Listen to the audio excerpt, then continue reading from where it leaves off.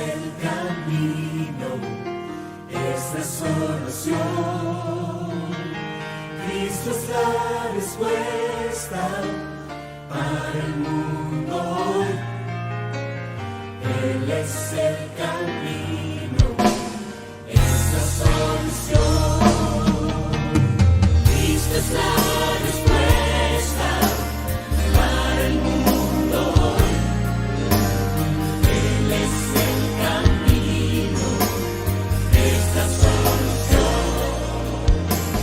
Cristo es la respuesta para el mundo hoy. Él es el camino, es la solución.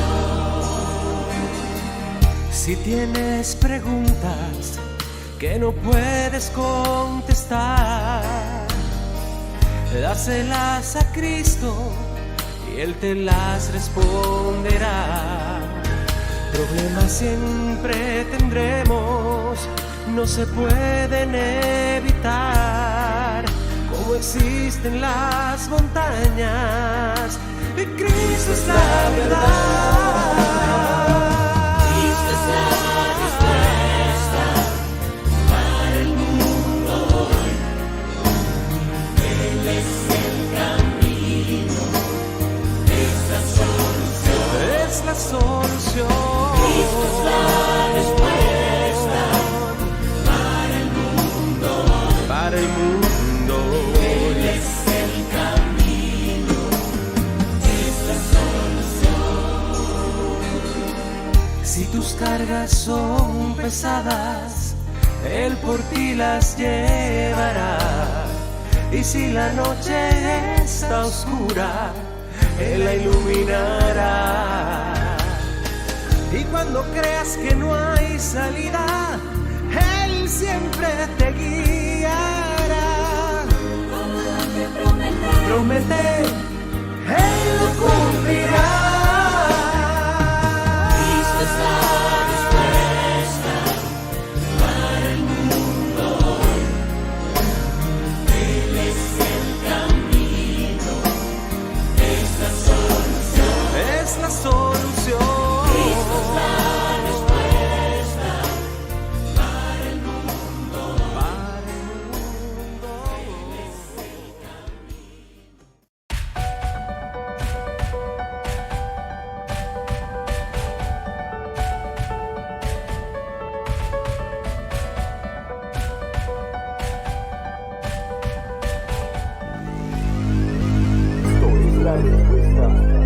De los pioneros en radiodifusión bíblica en el estado. Y sacándolos, les dijo: Señores, ¿qué debo hacer para ser salvo? Cristo es la respuesta. ¿Qué tal, amigos del sureste en la República Mexicana? Muy buenos días, saludando a nuestros amigos de los 17 municipios de Tabasco, amigos de Campeche, amigos de Chiapas, sur de Veracruz, Oaxaca, Quintana Roo y la península de Yucatán.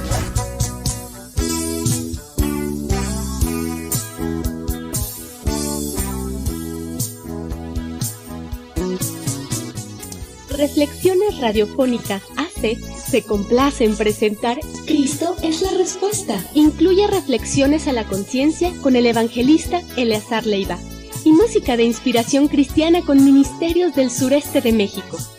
Recuerda, estimado amigo, Solo Cristo es la respuesta.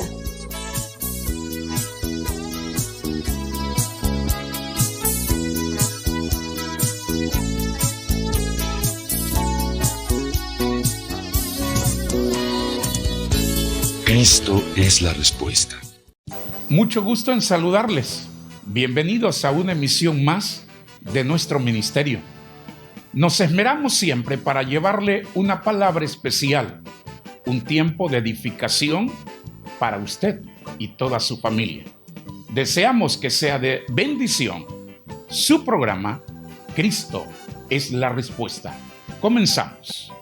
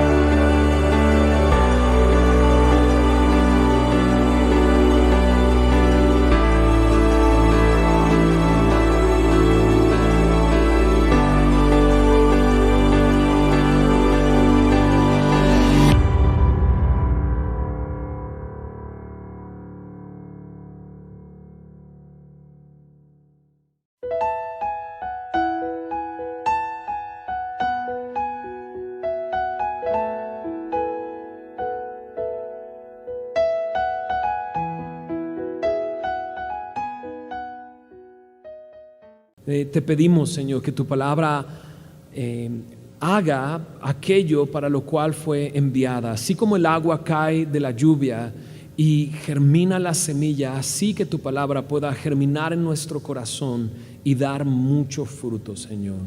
Encuentra en nuestros corazones, te pedimos, tierra fértil, Señor, para que pueda dar mucho fruto para tu gloria y para tu honra.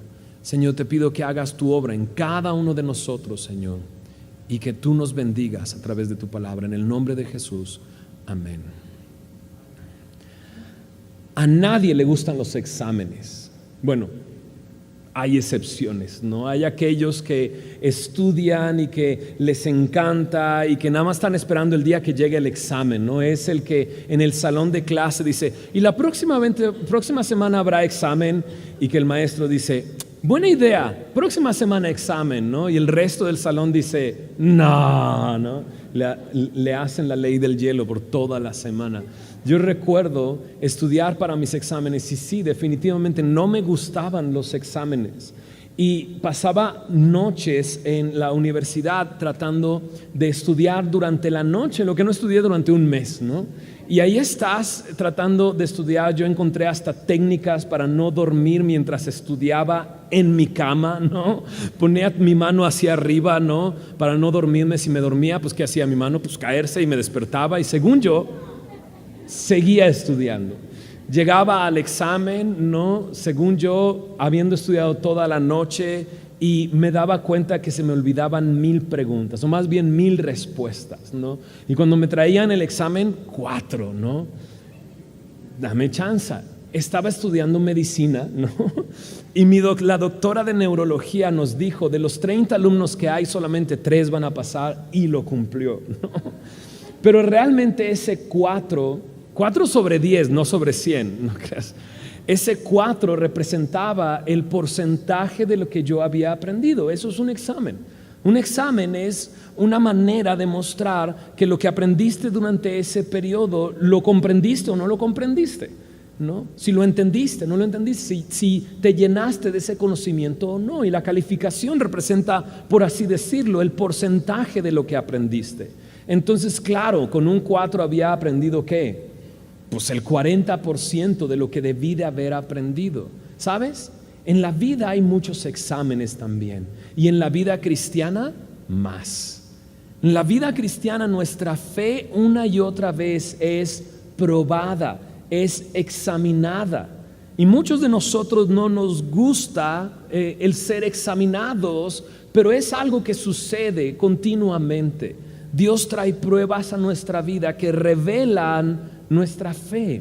Pero es interesante, el examen en la vida cristiana no es de cuánto sabes, ¿no? Algunos que tienen buena memoria y demás dirían eso, ¿por qué no es de lo que sabemos, no? Sino el examen tiene que ver con lo que haces o con la obediencia. En esta porción Jesús lo que está haciendo es diciendo eso. Está diciendo, tu fe será probada, así como un hombre que construye su casa y el río da con ímpetu en esa casa, será aprobado si la casa se sostiene, será reprobado si la casa se cae y es grande su ruina. Jesús compara al hombre que escucha y hace su palabra con un hombre sabio. En Mateo capítulo 7 lo define así, es un hombre sabio, aquel que escucha y hace. Pero aquel que escucha y no hace, Jesús en Mateo 7 lo llama insensato. Y sí, realmente es insensato el pensar y actuar como Jesús comienza esta porción del día de hoy. Él hace una pregunta: ¿por qué me dices Señor, Señor, y no hacéis lo que yo os digo? ¿Por qué me dices Señor, Señor? Y sí, si buscamos, sí, Él es el Señor. La palabra Señor es la palabra kurios, que significa supremo en autoridad. Y Jesús, siendo el Hijo de Dios, el Eterno, ahora en este momento en un cuerpo humano, carne y sangre entre nosotros, Él es supremo en autoridad. Cuando está lavando los pies de sus discípulos en Juan 13, 13, Jesús les dice: ustedes me dicen maestro y señor, dice, y bien decís porque lo soy. Sí, Él merece ser llamado Señor, pero Jesús hace la pregunta: ¿por qué me dices Señor, Señor, y no haces lo que yo os digo?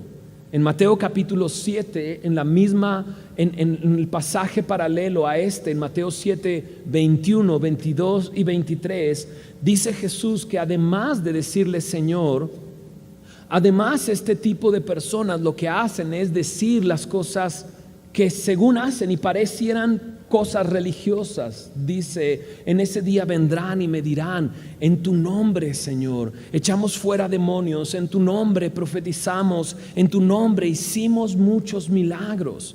Pero para sorpresa de estas personas, Jesús en el Mateo 7:23 les dice: nunca te conocí, no sé quién eres. Jesús en el versículo anterior, Mateo 7:21, dice la clave. Dice: no todo el que me dice Señor, Señor entrará en el reino de los cielos, sino aquel que hace la voluntad de mi Padre. En Lucas capítulo 8, su familia va a buscar a Jesús, y cuando lo buscan le informan: allá afuera está tu mamá y tus hermanos, ¿no? Y él dice: mi madre y mis hermanos son los que hacen la voluntad de mi Padre. Para formar parte de su familia tiene que haber esto: el hacer su voluntad. No solamente escucharle, sino hacer su voluntad. Por eso Jesús entonces la pregunta la presenta de esa manera: ¿por qué me dices Señor, Señor, y no hacéis lo que yo os digo? Es algo que generalmente sucede. Comenzamos a aprender el lingo cristiano, ¿no? Y comenzamos a decir las palabras que suenan y que dan una apariencia. Estos dos hombres con los que Jesús ejemplifica este principio están construyendo una casa. Los dos están construyendo una casa. Y cuando construyes una casa, por fuera se ve y podría ser exactamente igual, con los mismos acabados, con la misma pintura, pero había algo que ambos hicieron distinto, y eso fue el fundamento en el que pusieron esa casa. Uno de ellos la fundó sobre la roca, el otro sobre la tierra, o como dice Mateo 7, sobre la arena. Entonces Jesús dice: ¿por qué me dices Señor, Señor, y no haces lo que os digo? Las pruebas en Cristo tienen que ver con lo que hacemos, no con lo que sabemos o con el conocimiento, ¿no? En nuestros tiempos sería así, ¿no? Quizás algunos de nosotros podríamos decir: Señor, si yo ya pasé Navegantes 1, 2 y 3. Es más, 3 lo repetí 2 veces, ¿no? Porque falté 3 clases y no me dieron chance de terminarlo, entonces lo repetí 3 veces. Sería eso, sería utilizar un lingo y presentar mi religión, presentar lo que yo puedo hacer, pero en realidad no estoy haciendo su voluntad. No estoy haciendo su voluntad. ¿Qué es lo que espera Jesús de mí? O sea, ¿qué es lo que es este hombre sabio? Mira lo que dice en el verso 47 de Lucas 6. Todo aquel que viene a mí, oye mis palabras y las, ¿qué dice? Hace. Todo aquel que viene a mí, oye mis palabras y las hace. Es que en realidad todos los que hemos creído en el Señor Jesús hemos pasado por estas etapas. Lo que primero tuvimos que hacer es venir a Él. Y Jesús una y otra vez, y la Biblia una y otra vez nos invita a venir a Él. Por ejemplo, Jesús dice en Juan 7, versículo 37 y 38: si alguno tiene sed, venga a mí y beba, y de su interior correrán ríos de agua viva. Jesús está invitando a todos los que están sedientos. Y muchos de nosotros vinimos así a Jesús, porque estábamos sedientos. Habíamos bebido de diferentes aguas, habíamos probado diferentes formas, pero no fue hasta que llegamos a Jesús y bebimos de Él y nos llenó por completo. Y su amor nos inundó tanto que pareciera que explotábamos de amor, ¿no? Así como dice el texto, de su interior correrán ríos de agua viva. Y así vinimos a Él. Algunos otros vinimos porque teníamos hambre. Jesús dice en Juan 6:35, yo soy el pan de vida. El que viene a mí, dice, nunca tendrá hambre. Teníamos hambre. Algunos estábamos cansados y vinimos a Él. Porque Jesús dice, venid a mí todos los que estáis trabajados y cargados, y yo los haré descansar. Algunos estábamos cansados, agobiados, tratando de arreglar nuestra vida de alguna manera, tratando de hacer obras que trataran de agradar a Dios, que intentaran agradar a Dios, para darnos cuenta que era imposible y que no podíamos, y que avanzábamos 3 casillas y retrozábamos 5 casillas para atrás. Y vinimos a Él porque estábamos cansados y trabajados, y Él nos hizo descansar. En Isaías capítulo 1, hace algunas semanas o la semana pasada, hablábamos de este pasaje, de cómo Dios le habla al pueblo que se está comportando religiosamente, que viene y trae holocaustos y sacrificios y presenta inciensos, pero está alejado de Dios. Pero está completamente alejado de Dios, porque lo mismo hace ahí que hace para otros dioses. Y Dios le dice, ¿sabes qué? Tus holocaustos, tus inciensos ya no los soporto, me dan asco. Pero la invitación de Dios es venid luego y estemos a cuentas. Y si tus pecados fueren como la grana, como la nieve serán emblanquecidos. Si fueren rojos como el carmesí, vendrán a ser como blanca lana.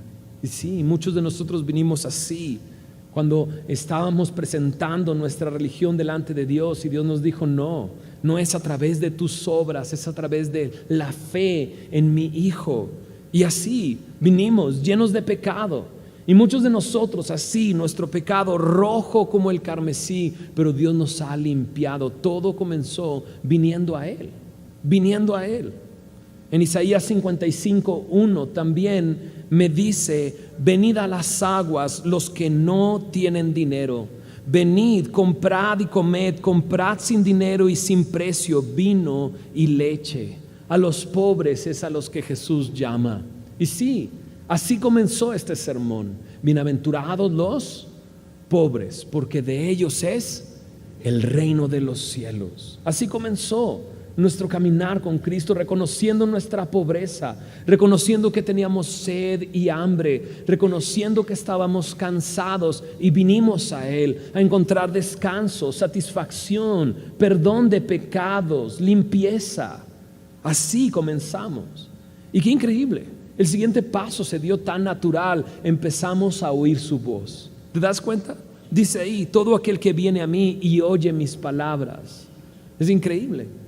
Antes leíamos la Biblia y no entendíamos nada, era como si estuviera en chino, ¿no? Y no era la Biblia en chino que tenías por ahí, estaba en español, pero la leías y parecía en chino, decías, no puede ser, ¿qué significa esto? ¿No? Y más la usábamos como un amuleto, ¿no? La cargábamos para aquí y para allá sin entender nada, pero ojalá, esto me cubra de algo, ¿no?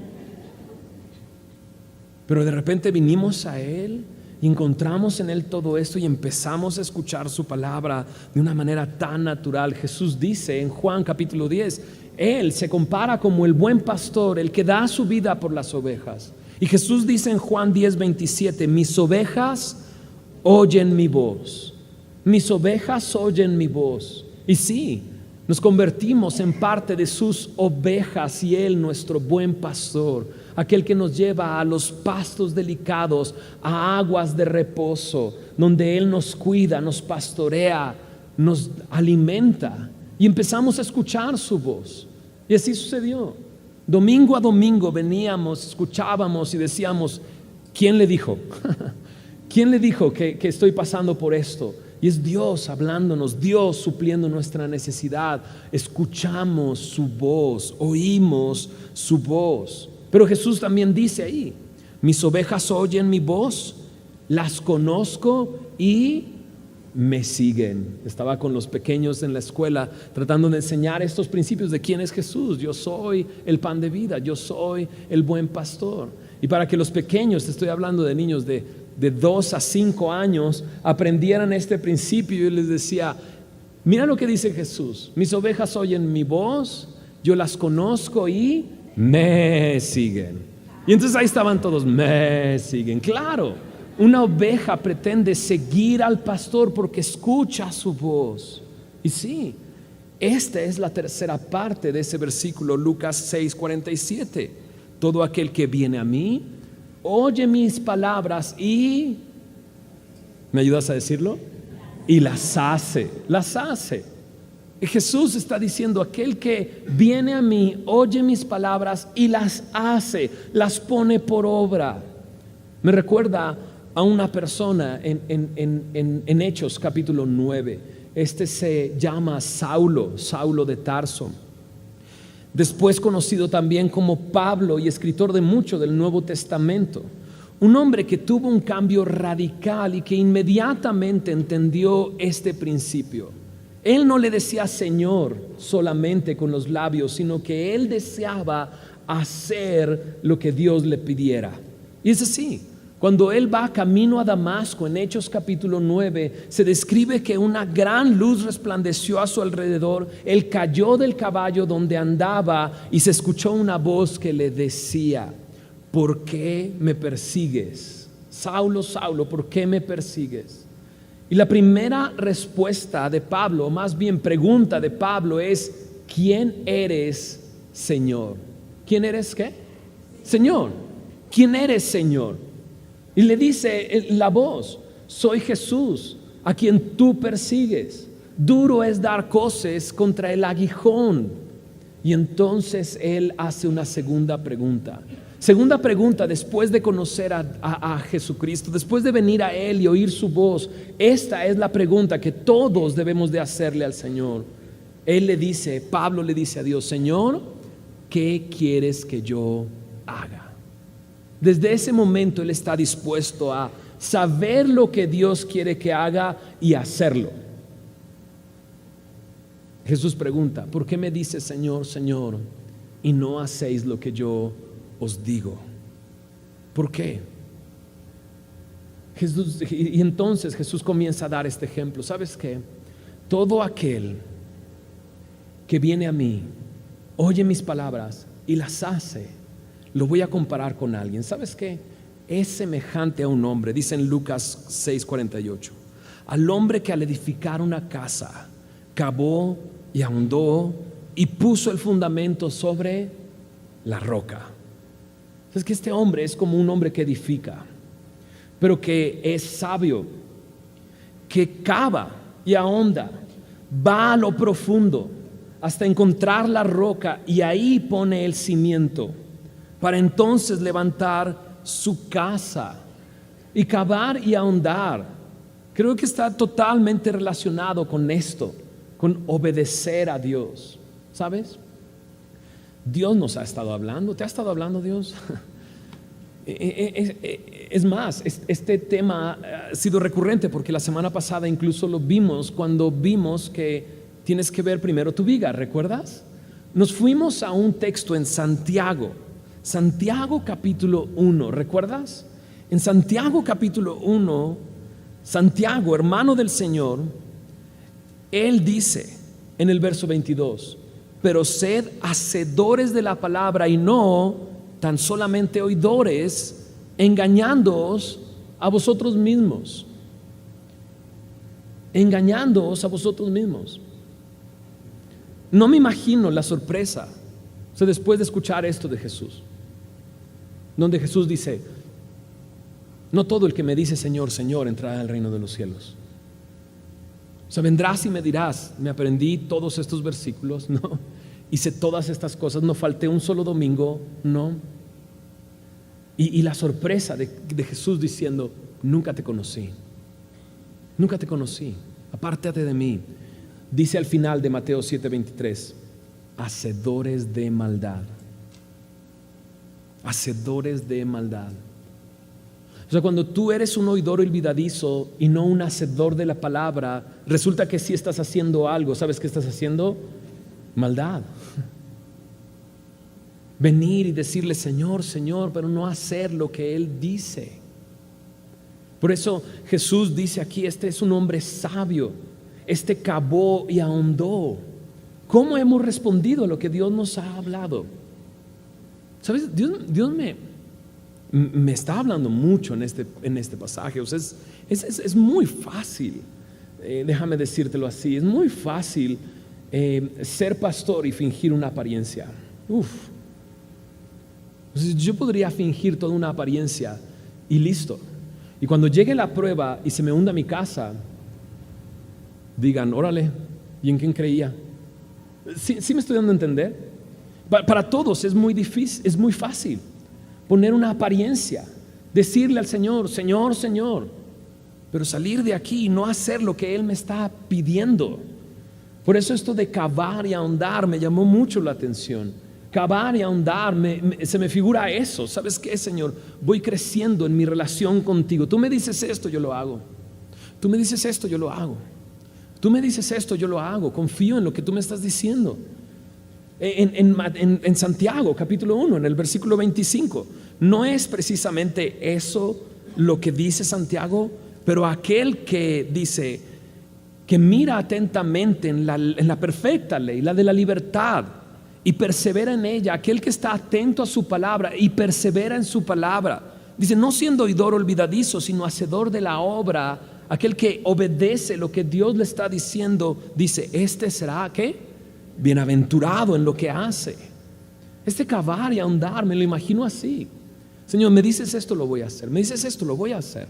Me dices esto, lo voy a hacer. Y voy caminando y voy profundizando en mi relación con Dios. Y comienzo a ver y a vivir esa vida bienaventurada y abundante en el Señor. Qué increíble. Qué increíble. Dios, ¿tú crees que Dios te conoce más de lo que tú te conoces? Dios te conoce más de lo que tú te conoces. Y si Dios te pide algo es porque Él sabe que tú tienes que hacer eso. Lo platicaba con mi esposa hace creo que el día de ayer, en estas cosas simples, ¿no? Por ejemplo, de leer la palabra a tus hijos y pasar un tiempo con ellos, ¿no? Y de repente te das cuenta que no lo haces. ¿Y por qué? Al final de todo, en el resumen, es porque eres un egoísta. Porque prefieres hacer tus cosas que hacer lo que Dios te está pidiendo. Es así. Últimamente he caído en esas cosas, pensando en esas cosas, ¿no? Estaba pensando en aquel que fuma marihuana, por ejemplo. Estaba pensando en eso. Aquel que fuma marihuana es un egoísta, es un total egoísta, ¿no? Alguien me preguntó hace poco que si fumar marihuana era algo que se podría considerar como libertad en Cristo. Yo así de, ¿what? Porque la Biblia no dice que no fumes marihuana, ¿no? No llegó hasta el punto de decir, ¿ves? Dios nos ha entregado toda hierba verde. No llegó hasta ese punto, pero llegaba al punto de decirme, ¿sabes qué? O sea, no dice en la Biblia que no fume marihuana. ¿No será eso como una parte de libertad, no? Yo le decía, no, porque el primer mandamiento es amar a Dios con todo tu corazón, con toda tu mente y con todas tus fuerzas. Y cuando estás fumado no puedes utilizar toda tu mente para amarlo. Y estás pecando. Pero aparte eres un egoísta. Yo no le hago daño a nadie. Me decía, no le hago daño a nadie. Es más, ya es legal traer algo. Es ilegal vender, ¿no? Y yo le decía, ¿en serio? Eres un egoísta. No te importa aquellos que mueren por ganar territorios para vender droga. No te importa que mataron al chavito de 17 años que vendía droga. No te importa, eres un egoísta. Al final de cuentas llegamos a ese punto, soy un egoísta. Pero Dios quiere que tú hagas las cosas simples y tú comienzas a hacerlo y comienzas a obedecer y comienzas a vivir una vida bienaventurada en Cristo. Una vida que va creciendo y madurando, cavando y ahondando, cavando y ahondando.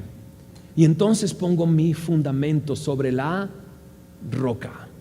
He confiado tanto en Dios, he obedecido las cosas simples, que cuando llega la inundación y el río golpea con ímpetu, y la descripción aquí se me hace tan visual. O sea, el río golpeando con ímpetu, un golpe, pum, otro golpe, pum, otro golpe, pum. Y tu vida empieza a agobiarse y comienzas a vivir la angustia de la prueba. ¿Qué vas a hacer? si he caminado confiando en el Señor y obedeciéndole paso a paso, cuando llegue ese momento, soy inamovible. Mi casa no se cae, mi vida está firme, porque yo puedo decir: Señor, no entiendo lo que me está pasando, pero sé que tú estás aquí. No entiendo lo que me está pasando, pero sé que tú eres fiel. Te he obedecido y he visto tu mano. Pero si no hago lo que Dios me pide, si mi relación con Dios es superficial, si yo no cavo y ahondo y me meto, dejo mi egoísmo a un lado y comienzo a obedecer las enseñanzas del Señor, lo que me ha dicho, lo que me ha hablado, pero no lo hago, no comienzo a hacer eso, solamente estoy construyendo sobre la superficie, no he profundizado en mi relación con Dios, no he podido llegar hasta el fundamento, hasta la roca. Y cuando llega el río y empieza a golpear mi vida, ¡pum! De repente un trabajo de 20 años y tu jefe te manda a llamar y te dice: ¿sabes qué? Ya no requerimos de tus servicios.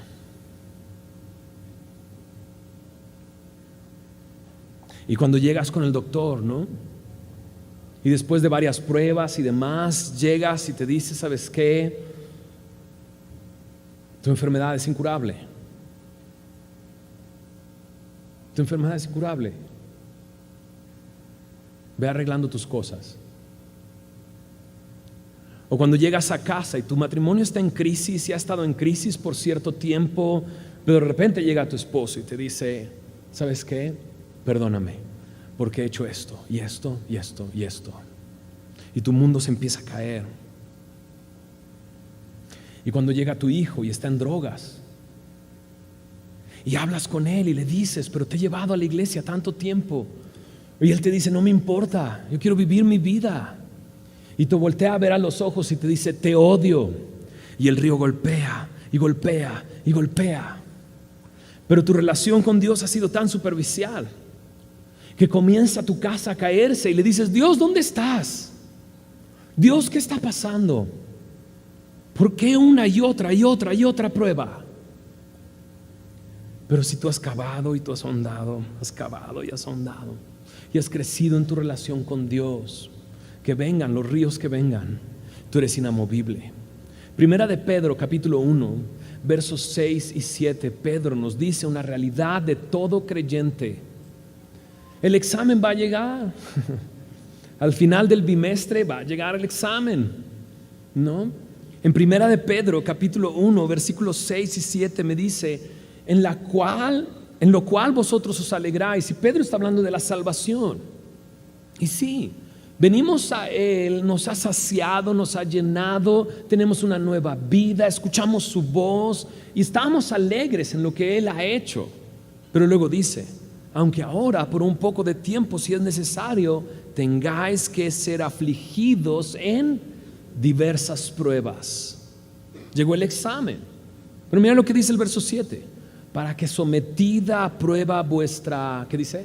Fe, mucho más preciosa que el oro, el cual aunque perecedero se prueba con fuego, sea hallada en alabanza, gloria y honra cuando sea manifestado Jesucristo. Pedro compara la fe con el oro.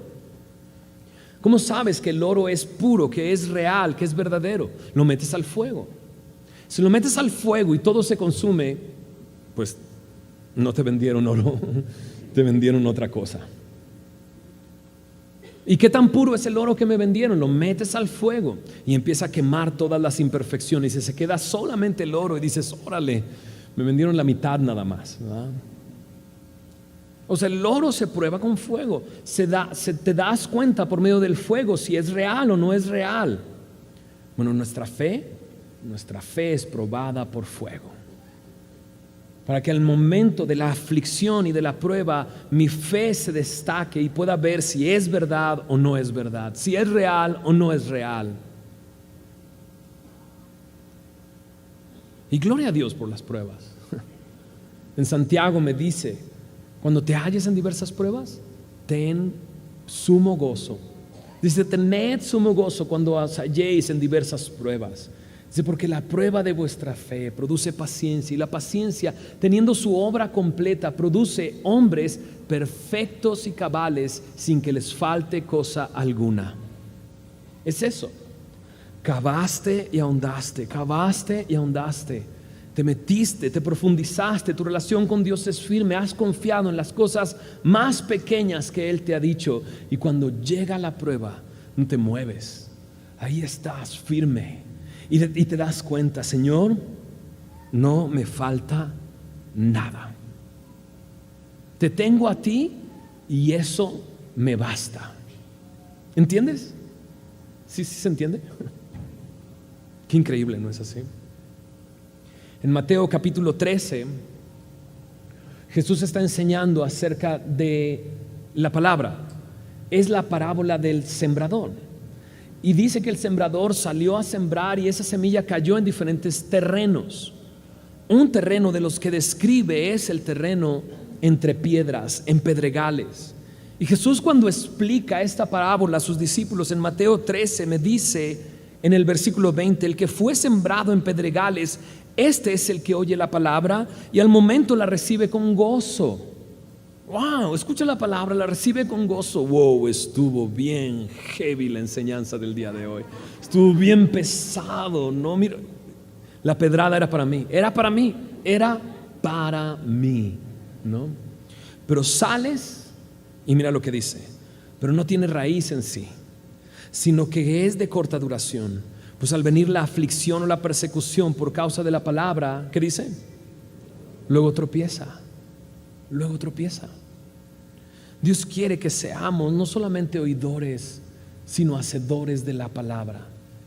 Dios quiere que caves hondo, que profundices en tu relación con Dios, que vayas adentro, que crezcas en tu relación con Dios. Hay un hombre en el Antiguo Testamento que Dios trató con él y es increíble, muchos hombres, ¿verdad? Con Moisés trató 40 años. Dices, uy, llevo 5 nada más. No. Con Moisés trató 40 años. Con Job trató a lo profundo. Le quitó a su familia y todas sus riquezas. Le dejó solamente a su esposa. Y si lees la historia ya sabes para qué la dejó, ¿no? Ahora tienes que leer la historia, porque si no dices, ¿por qué se rieron? Pues ahora tienes que leer la historia. Pero hay un hombre que me fascina. Este hombre se llama Abraham, ¿no? Siendo un idólatra, adorando ídolos en Ur de los Caldeos, Dios lo llama y le da una promesa que cambió la historia de todos nosotros. Porque al final de las cuentas es al hombre que saca, ¿no?, de un mundo idólatra para entonces convertirlo en el padre de los judíos, por medio del cual Jesús nació y trajo salvación. Y la promesa que le hace es, ¿sabes qué? Yo te voy a bendecir, sal de tu tierra y de tu parentela a la tierra que yo te mostraré, y haré de ti una nación grande, y bendeciré a todas las familias de la tierra a través de ti. Y Abraham creyó y salió, pero su fe era así, superficial. Había la prueba y se fue a Egipto. Le preguntan por su esposa y dice que es su hermana, ¿no? Y comienzan los problemas. Creyó, pero estaba así, creyendo y dudando. En Juan capítulo 15 dice que creyó y le fue contado por justicia.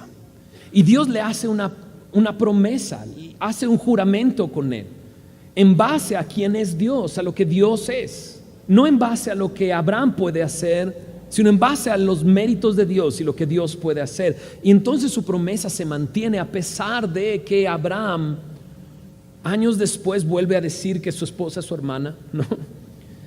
Cuando Dios le promete una nación grande de parte de él, implicaba que tenía que tener hijos, y su esposa era estéril y él tenía ya 75 años, y los años van pasando y no aparece ese hijo, y decide ayudarle a Dios, acostarse con la sirvienta de su mujer para tener un hijo. A través de ella legalmente iba a ser su hijo, pero no era el plan de Dios. Es este hombre que falla, este hombre que miente, este hombre que le quiere ayudar a Dios, mete las manos y lo estropea. El fruto de eso es Ismael, ¿no? y Ismael, hombre fiero, de donde provienen todos los árabes y que están en lucha con Israel por siempre. Mete las manos y la riega. Es ese hombre. Y de repente Dios vuelve a hablarle y a decirle: tendrás un hijo. Y cuando ya tiene 99 años, su esposa 89 años y además estéril, Dios le dice: el próximo año tendrás un hijo. Y ¿sabes si él decide creer en esperanza contra esperanza? O sea, las posibilidades de que tenga un hijo son nulas. Sara le dice a Dios: Señor, pero si yo ya ni siquiera tengo la costumbre de las mujeres, o sea, yo no estoy menstruando, ya no puedo tener, ya no hay óvulos fértiles en mí. En esperanza contra esperanza, y le cree a Dios. Y tiene que ponerse a hacer su tarea, ¿va? Y se acuesta con su esposa y tiene un hijo. Y ese hijo se llama Isaac. Isaac, que significa risa o gozo, porque todos se iban a gozar. Imagínate la escena. O sea, Abraham no podía cargar en sus brazos a Isaac, se le podía caer, tenía 100 años. Tenía que ponerlo en sus piernas, ¿no? Y me imagino las escenas, me imagino los momentos, me imagino a Isaac volteándolo a ver y diciéndole: ¿estás seguro que eres mi papá? ¿No eres mi abuelito? O sea, tienes 100 años, ¿no? Esto es mera suposición. Me imagino a Isaac diciéndole: hey, hoy es el partido papás con hijos, ¿no?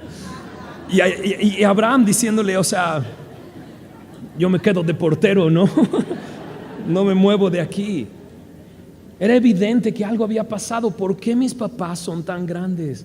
Porque Dios hizo una promesa y porque la creí. ¿Entiendes? Fe y creyó. Pero llega un momento en que Dios prueba a Abraham. En Génesis capítulo 22 Dios lo prueba. ¿Y de qué manera lo prueba? Prueba su fe, prueba en lo que ha creído. Y los comentaristas judíos, estudiosos de las escrituras del Antiguo Testamento, dicen que Isaac en ese momento tendría como 30 años. Imagínate 30 años de ver la obra de Dios y de sentirte que Dios se había olvidado ya de ti, no ibas a tener ningún hijo, pero a los 130 años tu hijo ya tiene 30 años. Y sabes que por medio de él vendrá la simiente que bendecirá a todas las naciones, y que por medio de él vendrá una gran nación, como Dios le dijo, como las estrellas de los cielos, como la arena en el mar. Y de repente Dios lo prueba. En Génesis capítulo 22 dice que Dios probó a Abraham. Le dijo: Abraham le contestó: heme aquí. Y le dijo: trae a tu hijo, agarra a tu hijo, tu único hijo, a quien tú amas, y ofrécelo en el monte en que yo te voy a decir, en holocausto. Era una prueba. No era que Dios quisiera sangre humana, simplemente era una prueba. A ver si crees en mí, a ver si has profundizado y has puesto tu casa sobre la roca. Y Abraham, lo que dice el siguiente versículo es que se levantó, preparó su transporte, o sea, enalbardó su asno, agarró leña, agarró a 2 de sus siervos y agarró a su hijo y se fue. Después de ese versículo no puedes poner otra palabra, tienes que poner wow. Este es un hombre que tiene fe, que le cree a Dios. Aún por más loco lo que Dios le está pidiendo que haga, es una prueba. Pero él responde y se levanta. Para mi gusto, Abraham sabe que su hijo está muerto desde el momento en que él está obedeciendo a Dios. El siguiente texto dice que al tercer día él vio ese monte. Y cuando llegó al pie de ese monte, le dijo a los siervos: ¿sabes? Yo y el muchacho vamos a subir, vamos a adorar y vamos a regresar. Y ahí merece otro wow. ¿Cómo? Pues si lo va a matar, ¿cómo puede decir que va a regresar junto con él? Y comienzan a subir ese monte. Dice que pone la leña sobre Isaac y que él, Abraham, llevaba el cuchillo y llevaba el fuego. Y al ir en camino hacia allá, Isaac le dice: Padre mío, y dice: dime, hijo, ¿y el cordero para el sacrificio?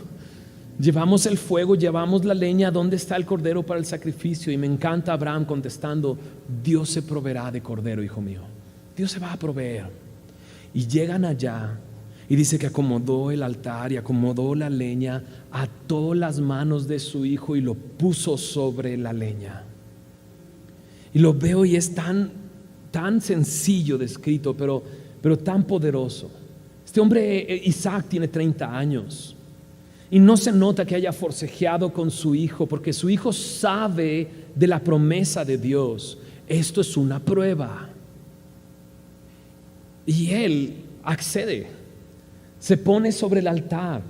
Y dice que Abraham entonces levantó, extendió su mano con el cuchillo en su mano. Y es el momento en que Dios le dice: Abraham, dice, dime. Y dice: no le hagas daño a ese hijo, porque ahora sé que temes a Dios. Su casa estaba sobre la roca. Yo no sé si lo que estás viviendo el día de hoy es la prueba que Dios está poniendo para ver si tu fe es genuina o no es genuina. O yo no sé si Dios esté preparando esa prueba más adelante para tu vida.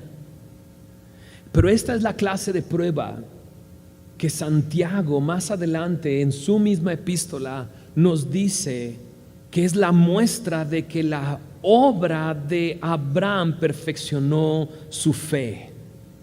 Es la muestra de que Abraham creyó. Y llegará un momento en que Dios probará nuestra fe. A nadie le gustan los exámenes. A nadie le gustan los exámenes. Y quizás muchos de nosotros vamos a salir de aquí diciendo: uy, ¿para qué vine hoy? ¿No? O sea, de plano Dios me va a probar. Vendrá una inundación, vendrán ríos, golpearán con ímpetu mi casa.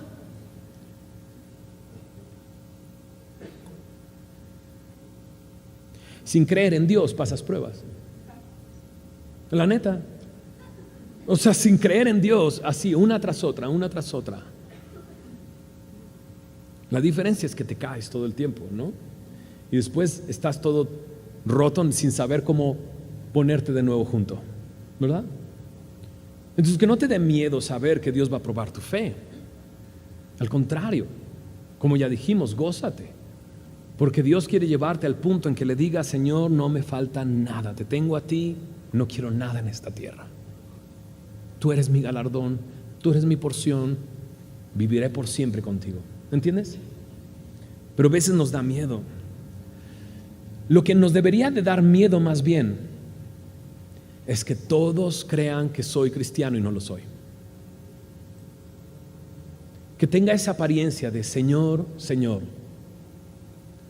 Pero que al final, cuando sea aprobada mi fe, el Señor te diga: nunca te conocí, apártate de mí, hacedor de maldad. ¿Entiendes lo que estoy diciendo? Porque por fuera nuestra casa puede tener hasta flores y un jardín y recién pintada y detalles que todos digan: wow, ese chavo sí es cristiano, esa chica sí es cristiana, wow. Pero no tiene ningún fundamento mi casa, porque nunca profundicé en mi relación con Dios. ¿Sabes? Dios te quiere hablar. Dios quiere hablarte. Y te quiere dar instrucciones sencillas y simples. Y Dios quiere que las hagas. Y el hacerlas es una manera de confiar en Él. Dice: si me amas, guarda mi palabra. Si me amas, guarda mi palabra. Y Dios está poniendo cosas sencillas alrededor tuyo, pero eso va a hacer que tú pongas tu casa sobre la roca.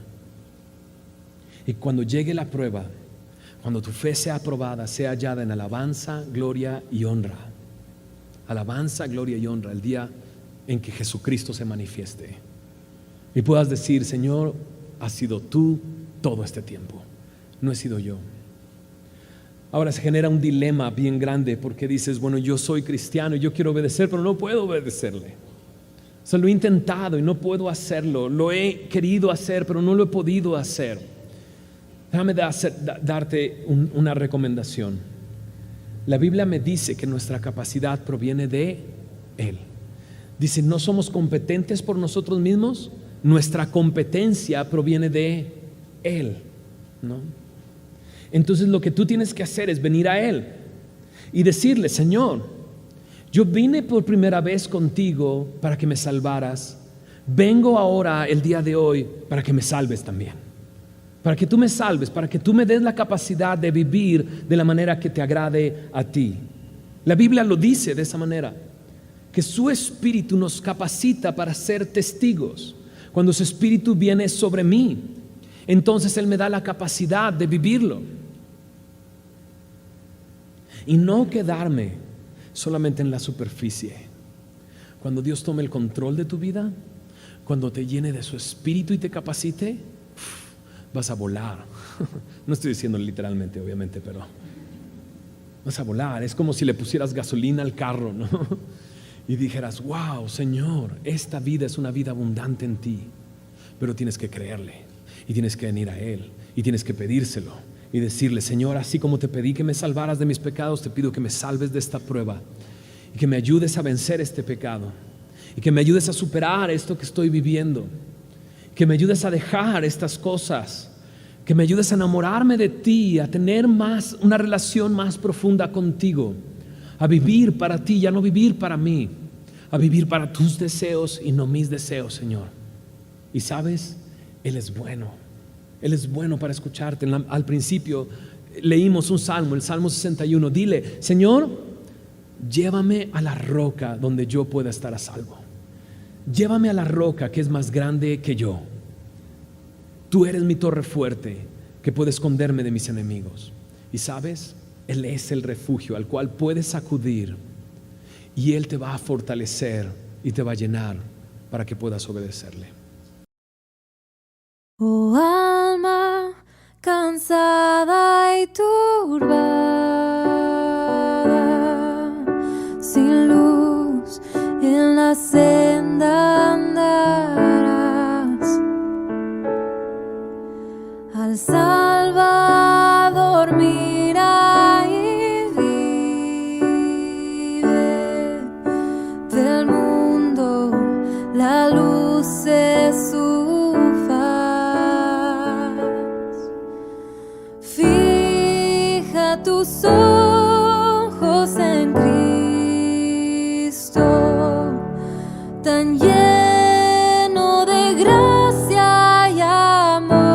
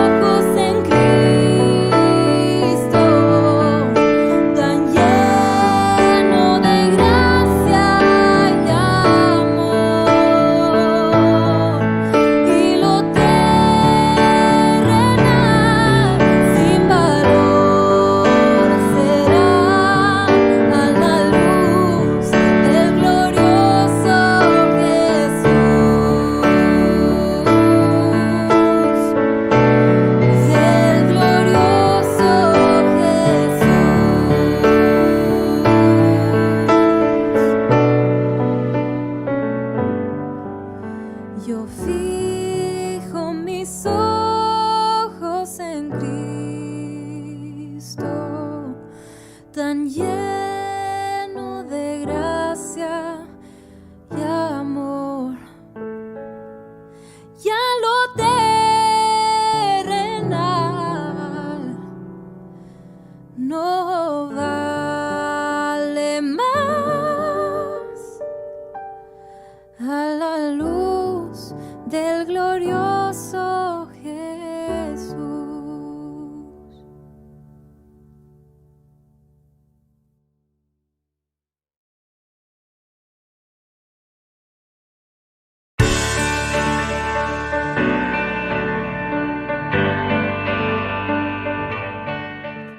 Hola, ¿qué tal?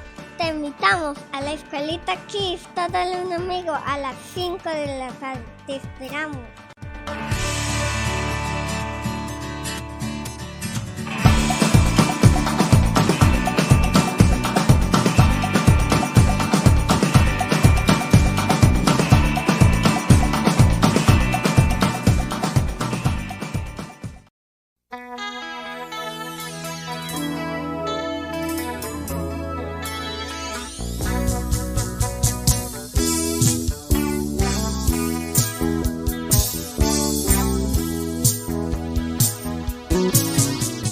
Hemos llegado al final de una emisión más de su programa Cristo es la Respuesta.